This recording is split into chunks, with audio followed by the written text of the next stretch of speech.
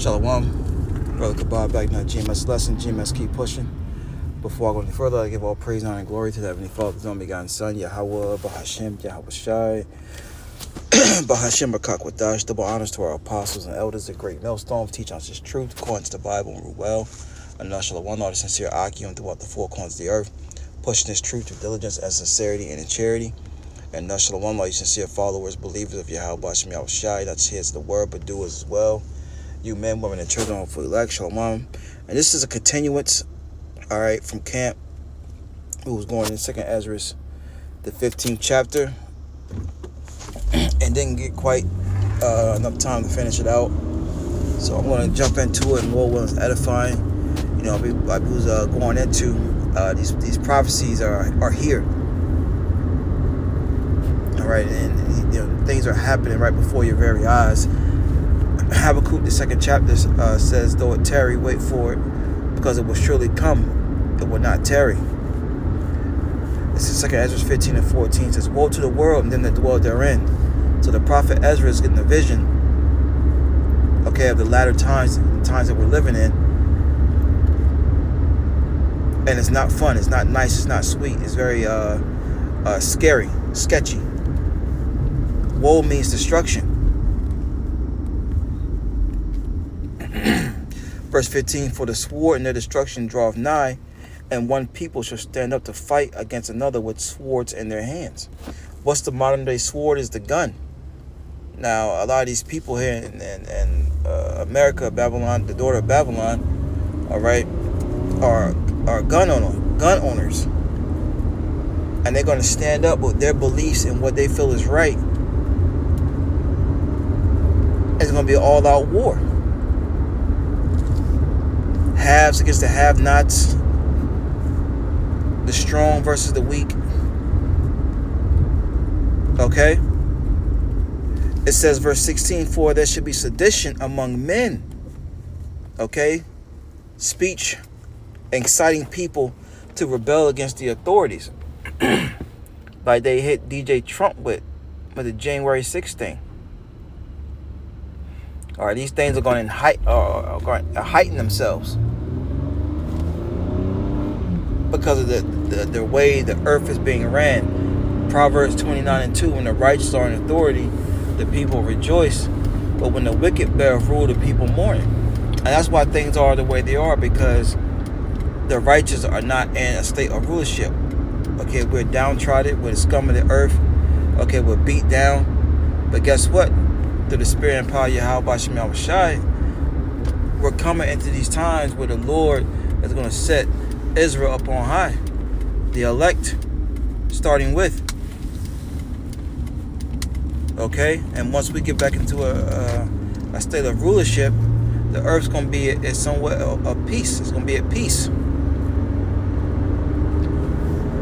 So going back, 2nd Ezra 15 and 16 says, for there shall be sedition among men, and invading one another, and they shall not regard their kings nor princes, and a course of action shall stand in their power. Why do you think you are seeing so much of these prophetic end time movies being put out now?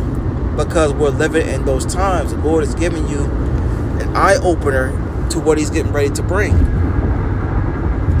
And the only way you're going to survive this thing is for one, if you're part of the elect. Two, well, first you got to be an Israelite. You got to be part of the elect. All right? And you got to do what the Lord commands you to do. And the Lord has made this thing simple. You got to have faith, and you got to fear Him. Because the issues of life and death belong unto YAHAWASHI, who you ignorantly call God in Jesus Christ. Deuteronomy 32 and 39 says that. Psalm 68 and 20. 1 Samuel tells you that, the 2nd chapter.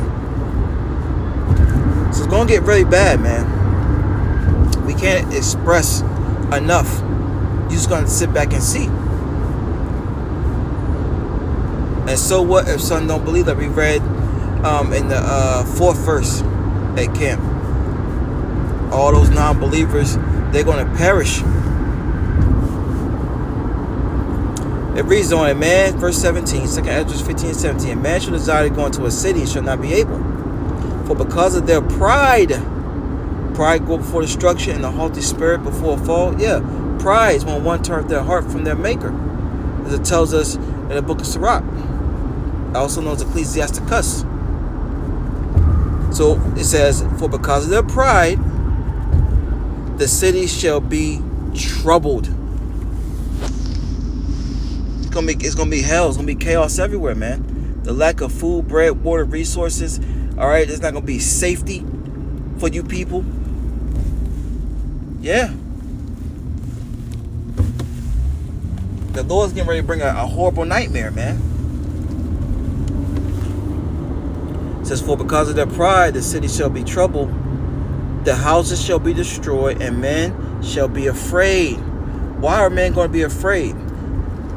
Because they don't have the wisdom and knowledge.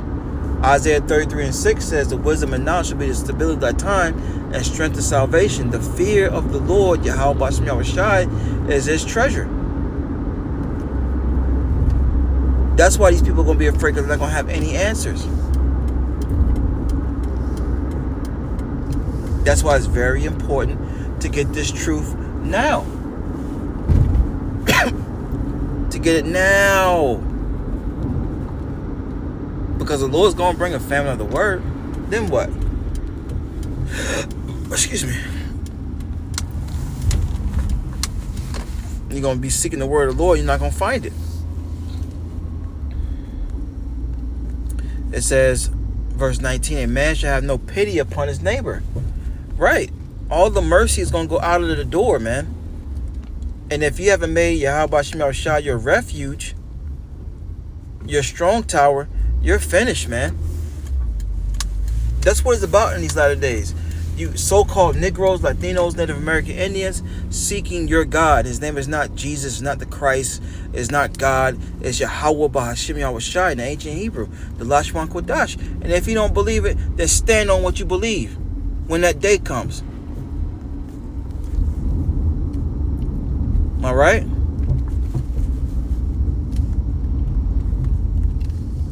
Verse 19 again. It says, a man shall have no pity upon his neighbor, but shall destroy their houses with the sword. What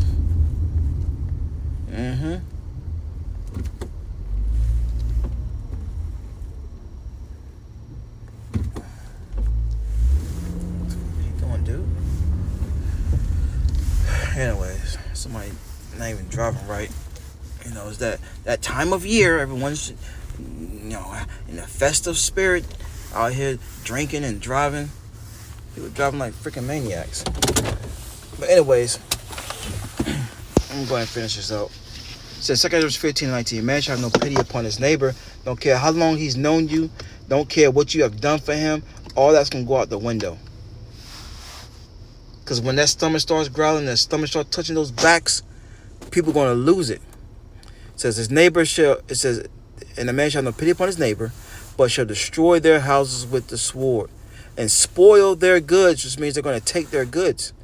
Whatever canned goods, whatever resources you have that's of any benefit, people are going to take it.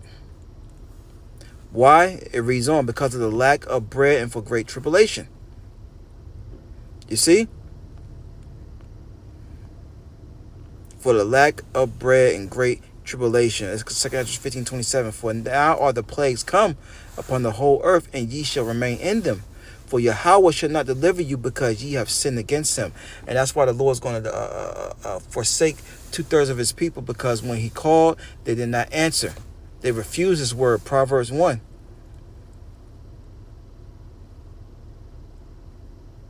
So knowing these things are coming down the pipeline, all right, we should be what? 2 Peter, the 3rd chapter. Having our conduct in this holy conversation, which is the scriptures. Because all roads leads to YAHAWASHI. All questions lead with the answers to the Bible, man.